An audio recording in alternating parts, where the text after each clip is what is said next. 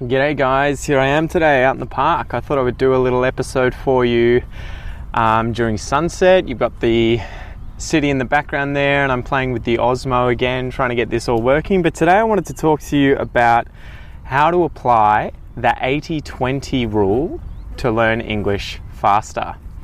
Let's go.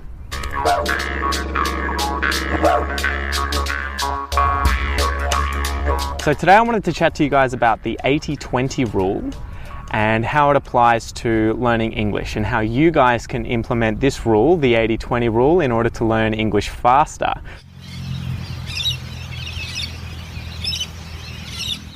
So what is the 80-20 rule? The 80-20 rule is the Pareto principle, which is that 20% of actions produce 80% of the results. So 80% of the effects in life, in many different realms of life, come from 20% of the causes.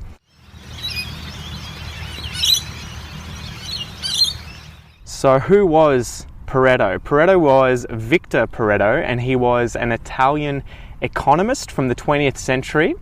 And he first noticed when he was in his garden that 20% of the pea pods in his garden contained 80% of the peas. So 20% of the pea pods had 80% of the peas that he could then obviously eat from his garden. So 20% were doing 80% of the work. And he also further noticed that when he went out into the street, 20% of the streets in the town that he lived in had 80% of the traffic. And he also took this another step further and noticed that in Italy, 20% of people owned 80% of the land. So it really comes back to that idea of the 20-80 split, or the 80-20 rule, where 20% of actions lead to 80% of the results, or 80% of the effects come from 20% of the causes. So what are some other examples of the 80-20 rule in modern day life? In economics, 80% of the wealth is owned by 20% of the population. In business, 80% of a business's profits tend to come from 20% of that business's customers. And in sports, 20% of sportsmen participate in 80% of big competitions. And of those sportsmen, 20% of them tend to win 80% of the awards, of the medals. So you can apply this to literally anything in life, guys. 20% of your friends probably give you 80% of your happiness. 20% of the clothes that you own is probably what you wear 80% of the time. And 20% of the time spent at the gym is probably 80% of what gets you your results, your gains at the gym. In school, for example, you could say 80% of your grade, of the marks that you get in school, probably come from 20% of the assignments, or 20% of the tests. And on YouTube, as another example, 20% of the videos get most channels 80% of their views. So clearly, in terms of productivity, guys, it makes sense to focus on the 20% of your actions that get you 80% of your results, that gain you that 80%. It's much better to be spending most of your time on the really efficient stuff that gets you the majority of your results than the inefficient stuff that gets you barely any results. So take that 80% of your time, that 80% of your action, that 80% of your efforts, and focus it back in on the 20% that is most effective for you.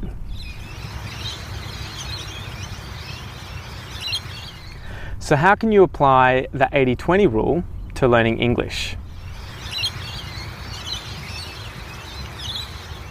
Examine your past experiences. Think back to when you were learning at school, or when you were learning in a different country.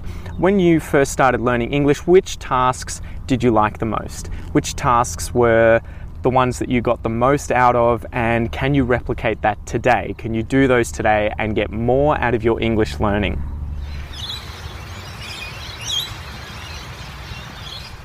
Study habits. Examine your study habits, guys. What balance of time do you spend speaking, listening, reading, and writing? And are any of those tasks worse than any of the others? Would you gain a lot more from spending the majority of your time focusing on, say, your speaking to meet all of the other tasks that you're already good at, for example?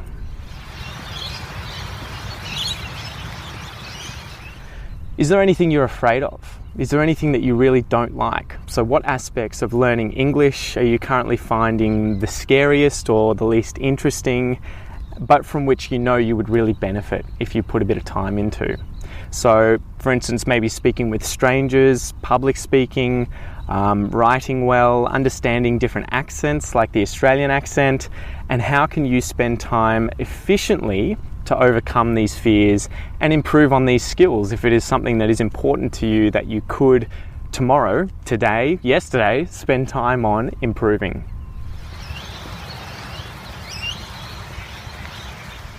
So now I want to give you some actionable tasks that you guys could do to improve your English learning and to apply the 80-20 rule directly to learning English. Not all words are created equal. So obviously we all sort of learn when we first start learning a language that words occur at different frequencies, and we often use frequency dictionaries to learn which words are most commonly used and thus the most important to learn. So the 2,000 most common words tend to make up 80% of the written and spoken language, whether it's English, whether it's Russian, whether it's Portuguese. And so I really recommend that you guys get a word frequency list and go through that list and look for the words that you don't know. And again, allocate them different importance based on where they are in that list. Obviously, if they're in the top 100 words, it's incredibly important that you learn those words that you don't know or can't use confidently that are higher up on that list. So work down that list. That's one thing that you can do today. To fill in the blanks, to fill in the holes, go through a word frequency list and actively look for the words that you don't know or that you can't use confidently and spend the majority of your time learning those words.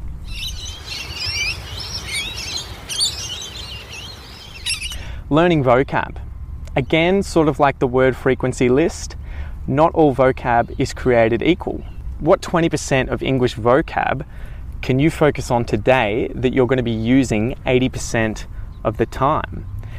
This is going to be different for everyone, and you kind of have to analyze this yourself. For instance, if you're an engineer, you're going to need to learn words like fulcrum, pressure, density, those kinds of words that are related to engineering, because you're going to be using those at a higher frequency in your spoken English if it's your job that you're doing in English than, for instance, myself, who is not an engineer. If you're a doctor, obviously you need to know all of the vocab related to body parts and disease. If you're a pilot, obviously you need to know the vocab related to flying, related to planes and helicopters. So focus in on the 20% of vocab that you could be learning that you're going to be using 80% of the time, and just keep doing that. Keep recycling that process, keep doing that, focus in on the vocab you'll use the most and you'll get the most out of it that way. Obviously, it's still important to learn other words, but just put it in context. Am I going to be using words that are very rare and not common, like rare nouns for, parts of the human body if I'm not a doctor? Very often, it's the kind of thing where you might want to recognize it, you might want to learn it once or twice, but don't focus a disproportionate amount of time on learning that kind of vocab. Always keep going back to the most common vocab and get comfortable with it.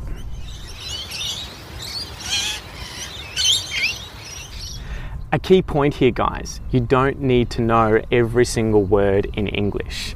One thing that you can really do well with is learning how to say, "Sorry, I don't understand you.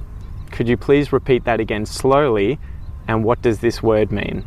And then you can learn all the other stuff as you're speaking. You don't have to remember every single word. Learning grammar. Again, like the English vocab, what 20% of English grammar can you focus on today that you're going to be using 80% of the time?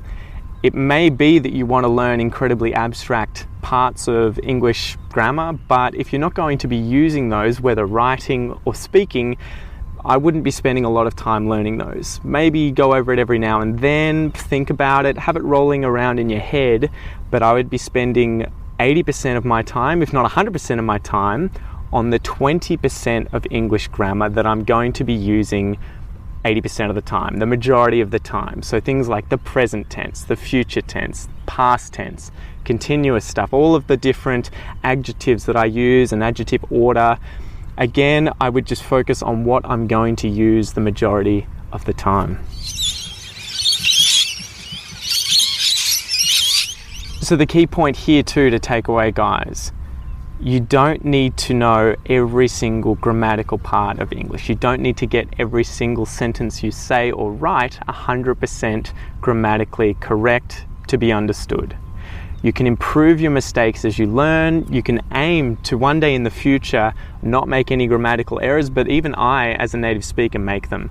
Ultimately, your goal should be to be understood, and you don't need to be grammatically correct all the time, 100% of the time, to be understood.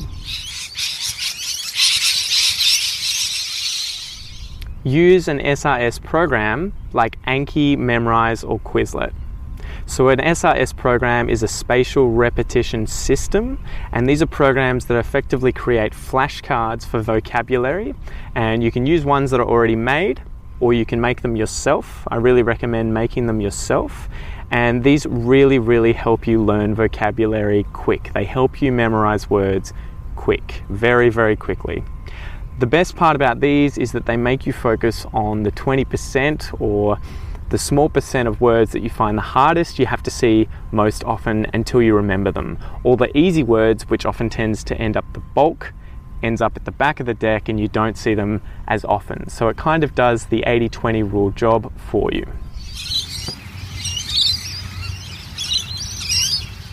So in summary, guys, that's really it. The 80-20 rule. 20% of the actions produce 80% of the results. 80% of the effects come from 20% of the causes.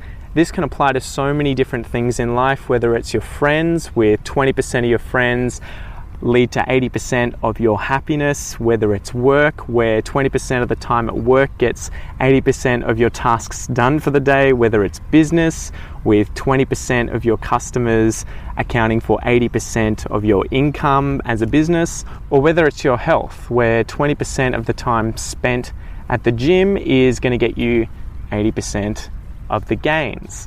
So yeah, go over this episode a few times, guys. Think about it. How does it apply to English? How could you use the 80-20 rule to improve your English learning, to improve your life in general, whether it's relationships, work, business, or language learning, or health, and see how you go. Let me know in a comment below, guys, what you think. I'd love to know, and I'll chat to you soon. Peace out.